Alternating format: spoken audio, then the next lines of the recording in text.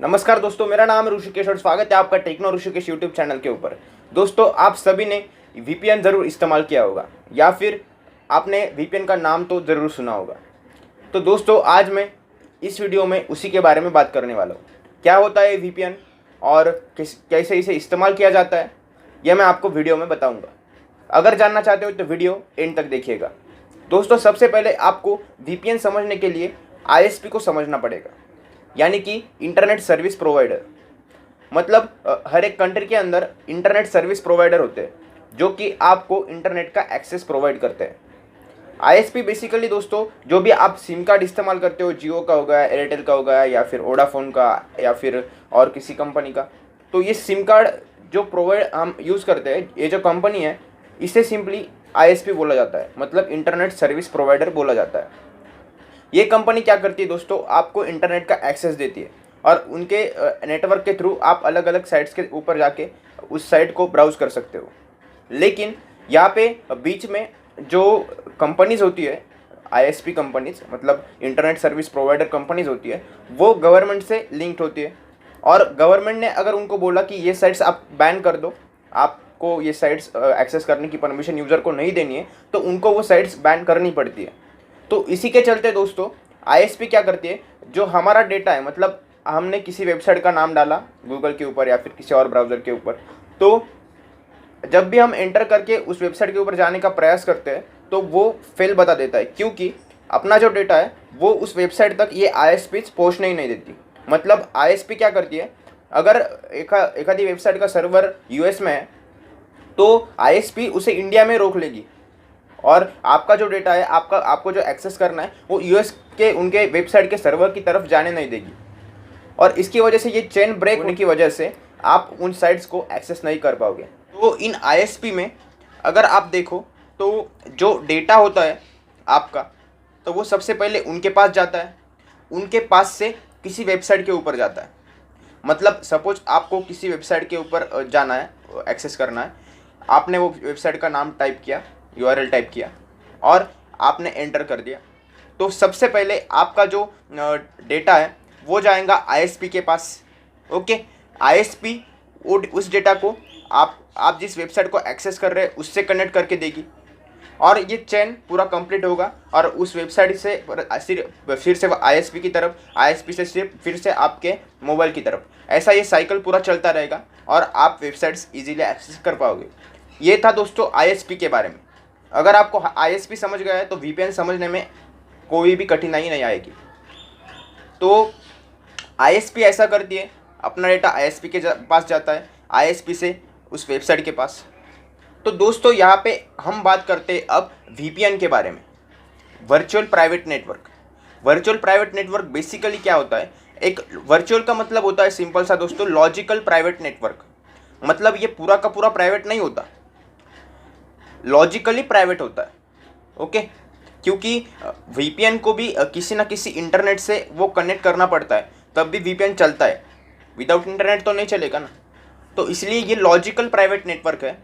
और जब भी आप एक वीपीएन मतलब क्या, कि जो भी आप मॉडेम इस्तेमाल करते हो, जो भी राउटर इस्तेमाल करते हो, या फिर कॉलेजेस में भी अगर आप वाईफाई इस्तेमाल करते होगे आपके, तो उनके अंदर भी एक उनका सेपरेट वीपीएन होता है, प्राइवेट नेटवर्क होता है। तो वो क्या करता है दोस्तों, बेसिकली अगर आपने वीपीएन से आपके मोबाइल को या फिर अपने लैपटॉप को या फिर आपके किसी भी डिवाइस को अगर कनेक्ट किया वीपीएन से, तो जो आपका आईपी एड्रेस होता है, मतलब हर एक डिवाइस का एक स्पेसिफिक आईपी एड्रेस होता है। मतलब जिस डिवाइस के ऊपर आप इंटरनेट एक्सेस कर रहे हो उसका एक स्पेसिफिक आईपी एड्रेस होता है। तो अगर आप जिस डिवाइस से आप वीपीएन से कनेक्ट हो गए हो, मतलब जिस डिवाइस को आपने वीपीएन से कनेक्ट किया है, तो उसका भी एक स्पेसिफिक आईपी एड्रेस होगा। तो क्या होता है दोस्तों, कि जब भी आप किसी वेबसाइट को एक्सेस करने जाते हो वीपीएन के माध्यम से, मतलब आपने वीपीएन कनेक्ट कर रखा है और फिर आप उस वेबसाइट के ऊपर एक्सेस करना चाहते हो, तो आपका जो आईपी एड्रेस है वहाँ पे चेंज हो जाता है। मतलब जो आपका वीपीएन है वो आपको एक अलग आईपी एड्रेस प्रोवाइड करता है। समझ रहे दोस्तों, अलग आईपी एड्रेस प्रोवाइड करने से आपकी जो आइडेंटिटी है, मतलब आपकी जो रियल आइडेंटिटी है, वो छुप जाती है। और जब आप उस वेबसाइट के ऊपर जाते हो तो वो जो आइडेंटिटी है आपकी, वो वीपीएन की शो करता है। क्योंकि वीपीएन ने आपको एक अलग सा आईपी एड्रेस प्रोवाइड किया है। तो ये था दोस्तों वर्चुअल प्राइवेट नेटवर्क। इसका एग्जांपल अगर हम लें तो आप ऐसी साइट्स एक्सेस करना चाहते हो जो कि इंडिया में बैन है। ओके, आप इंडिया में उन साइट्स को आईएसपी के द्वारा एक्सेस नहीं कर सकते, मतलब कि ओपन नहीं कर सकते, और उस साइट को आपको एक्सेस करना है। तो आप अगर वीपीएन से कनेक्टेड हो तो वीपीएन क्या करेगा, आईएसपी की जगह का काम करेगा। मतलब आईएसपी सबसे, जब आप आईएसपी से इंटरनेट यूज़ करते थे तो आपका डेटा आईएसपी के पास जाता था, और आईएसपी जो होती है सर्विस प्रोवाइडर, तो उनको गवर्नमेंट ने स्ट्रिक्ट गाइडलाइंस दी होती है कि इन साइट्स को आपको ब्लॉक कर देना है। तो आप जब भी उन साइट्स को एक्सेस करने जाते हो तो वो तुरंत वहीं पे ही ब्लॉक कर देता है उस साइट को।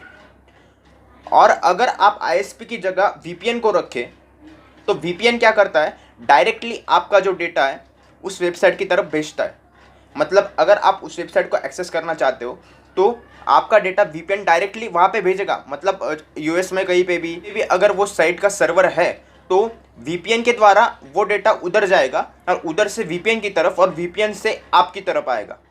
तो यहाँ पे दोस्तों गवर्नमेंट ने कुछ भी रूल्स निकाले हो, जो रूल्स गवर्नमेंट के होते हैं वो सिर्फ आईएसपी के लिए होते हैं, वीपीएन के लिए नहीं।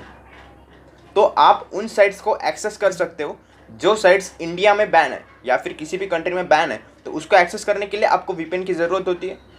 वीपीएन का साइकिल मैंने आपको समझा दिया दोस्तों कि जब भी आप वीपीएन से कोई एक्सेस करते हो ऐसी साइट जो कि बैन है, तो वो साइट सबसे पहले वीपीएन के पास जाती है, वीपीएन से उस सर्वर के पास, उस सर्वर से फिर वीपीएन के पास, वीपीएन से फिर आपके पास। ऐसा पूरा साइकिल कंप्लीट होता है। तो आईएसपी यहाँ पे हट जाता है और वीपीएन बीच में आ जाता है। तो इससे आप इस्तेमाल कर सकते हो। और दोस्तों वर्चुअल प्राइवेट नेटवर्क आपको प्ले स्टोर के ऊपर भी मिल जाएगा फ्री में, लेकिन फ्री में वो मिलता है तो उनके पास आपका सब कुछ डेटा सेव होता है। ओके, तो डेटा सेव होने के कारण वो उसका गलत इस्तेमाल कर सकते हैं, इसलिए आप फ्री के वीपीएन के चक्कर में मत पड़िए। और वीपीएन कैसे यूज़ करते हैं, उसके अंदर क्या मतलब कौन सा वीपीएन आपको यूज़ करना चाहिए, पेड यूज़ करना चाहिए या फ्री यूज़ करना चाहिए, तो ये सभी जानकारी मैं आपको अगले वीडियो में दूंगा। तब तक के लिए अगर आपको वीडियो पसंद आया है तो चैनल को सब्सक्राइब कर दीजिएगा और बेल आइकन को भी दबा दीजिएगा ताकि आपको लेटेस्ट वीडियो के नोटिफिकेशन आते रहे। और अगर आपका कोई सुझाव हो तो कमेंट बॉक्स में मुझे बताइएगा ताकि मैं अपने वीडियोज़ में और भी ज़्यादा इंप्रूवमेंट कर पाऊँ। उम्मीद है दोस्तों आपको वीपीएन समझ में आया होगा। आपसे मिलता हूँ मैं अगले वीडियो में। Thanks for watching.